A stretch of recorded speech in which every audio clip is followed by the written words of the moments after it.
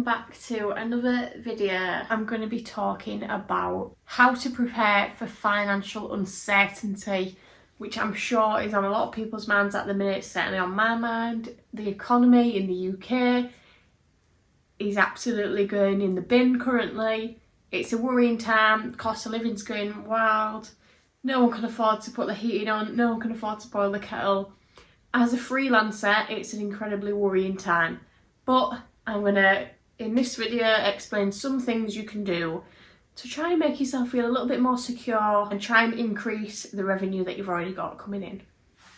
Okay, so you may notice we're in a slightly different location for this video compared to my other videos. My neighbour has decided to jet wash his path, which is great for him, but not great for noise levels. So I'm in my living room. That's no sloth. So on with the video. The economy's coming down. We're in Q4 now. You may not be watching this in Q4, but the information still stands. But if you are in Q4, you want to really have a successful last push to the end of the year, or I certainly do anyway. And coming up to Christmas, for a lot of businesses, it is a peak selling season, and you want to make the most of it. Nice run up to Christmas, not too busy, but very productive and profitable run up, so that you feel like you can enjoy Christmas and you've got time and money to give yourself that break. So the first thing I'm going to say is keeping it real. Most freelancers, or many freelancers, have a part-time job. I do. In fact, I have a couple, because I just can't do only one thing, and that's a personal flaw. But that's by the by. If you have got a part-time job, I would wholeheartedly advise to stay in that part-time job in the current climate. I mean, one of my part-time jobs is a coffee shop, and that's going to struggle in the current climate as well. So, but if I left there and relied solely on freelance and then that didn't work out, then I'm really screwed. So it's best to just keep all your options going. Nothing is a fantastic option right now, unless you work in something that is totally recession-proof, which not many people do, and certainly not many freelancers do. So yeah, I would advise, don't keep all your eggs in one basket right now. That is not the time. Make sure all your eggs are in several baskets, like full Easter Bunny egg hunt situation. Another thing you can do is nurture your existing clients. If you're a business that works with clients, follow up with clients you've already had, make sure they're okay. They may not be looking to spend money on your services right now, whatever those may be, but they know you're there. You never know, they may just need little jobs doing, and it's better to have the little jobs coming in than no jobs at all. So just check in with people, be friendly, just even if it's just chatting to them on social media. Stay in their sort of viewpoint so that they don't forget about you, and if they do need something, then you'll come to mind. And on that vein of thought, you can also expand to new clients if you're a product-based business, stockists. Now, possibly some stockists aren't going to be expanding product ranges, they're not going to be spending a whole heap on stock, but like I said, we are in the run-up to Christmas and they still need to stock their shops, otherwise they won't have any customers. So it's a double-edged sword. They might be more careful with the money they spend, but that doesn't mean they're not spending it. It's worth inquiring. They will all want to be making a big push for Christmas and getting new stuff in to excite their customers. So it's worth trying to be one of those new stockists that they get. You can also add new options to stuff that you've done in the past. For example, I in the past have taught for a local art school a 6-week evening class. Now this time it hasn't run because we're assuming that people don't want to spend just under £100 for a 6-week course, which is fair enough. But I then advertised myself a one-night marbling workshop for £30, and it sold out pretty much instantly in like 2 days after advertising it. So that's really interesting because it's £100 for 6 weeks or £30 for just one evening.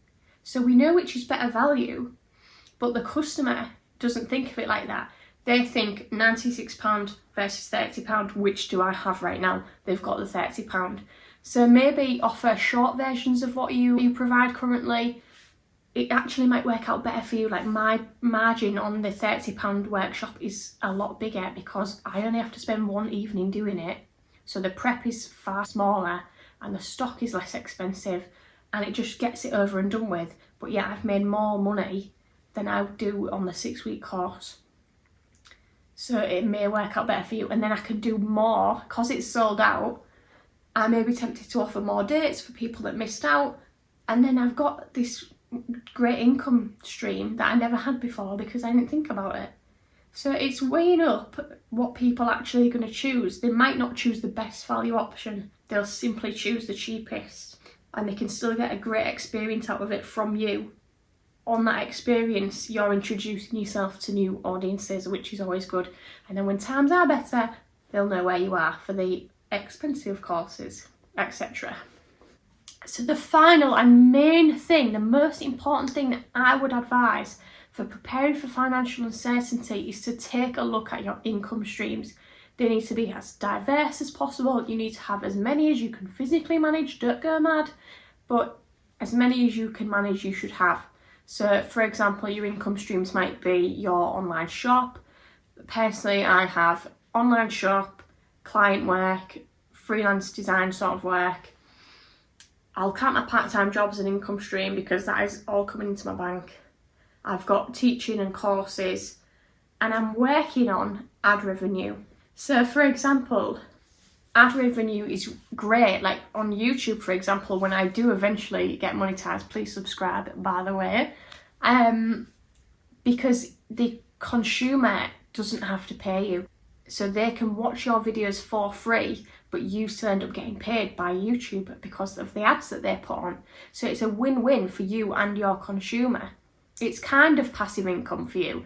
Not really, because you still have to make all the effort in being on YouTube all the time, making content fresh, you know, having a constant presence. But once that's done and you're just sort of in a rhythm with it and you're just making content, the ad revenue just generates itself. And the consumer just gets all your free wisdom and whatever you're doing, watching all your vlogs for great entertainment or whatever, but you're getting paid for it. But they don't have to actually put their hands in their pockets, and that's what's the best. On a similar vein to that is affiliate marketing. Now, to make money with affiliate marketing, your audience do have to put their hands in the pocket, but it may be for something they were going to buy anyway. Like, for example, I'm an affiliate marketer for Bookshop.org. If anybody buys a book via my link, I get a percentage of the sale, which is ideal. They were going to buy the book anyway. I get a percentage. They don't have to pay any extra for me to get that percentage. It comes out of what it was. It comes out of what the price of the book was anyway.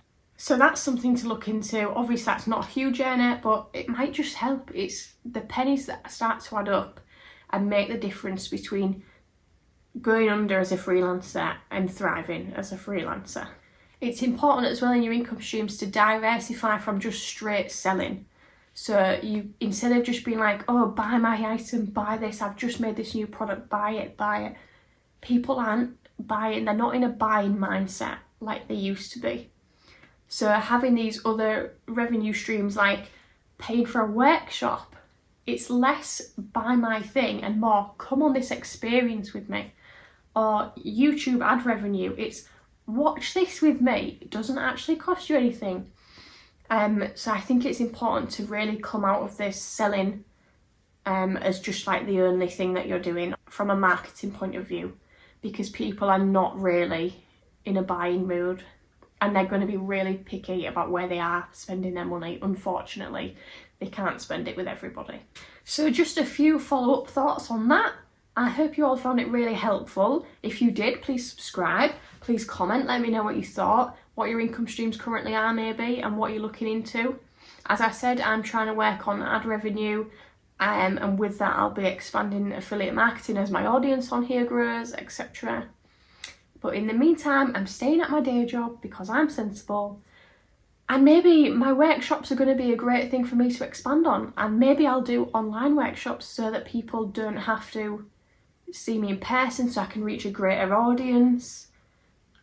It may be more affordable because I'm not teaching in person, I'm not providing stock. All of these things are things that I could look into, and I hope you will as well. So yes, thanks for joining me. As I said, please subscribe so I can get that ad money, that sweet, sweet YouTube ad money. I'm going to write a blog post on this. I'll put the link in the description. It'll just be a write-up of what I've said here. If you wanted to save that somewhere, it'll be there. I'll also put my bookshop.org link in the description so you can get yourself some books and I'll get that little percentage of cash. I would really appreciate it, guys. And yeah, let's just ride out the rest of the year into the next year and just all hope for the best. There's no reason why we can't all make it. Sending love and good vibes. See you next time.